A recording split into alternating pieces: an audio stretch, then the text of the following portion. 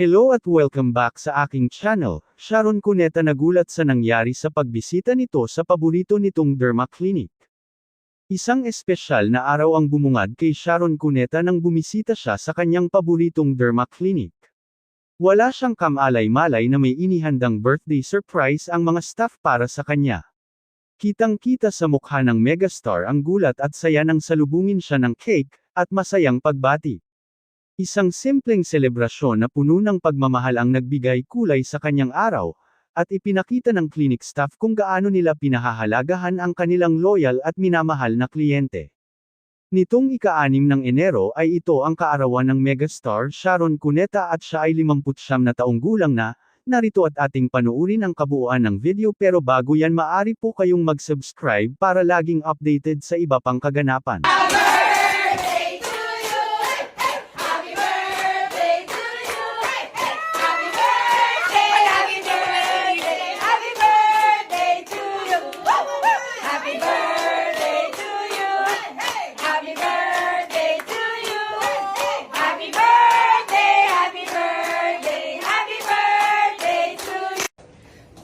Yeah!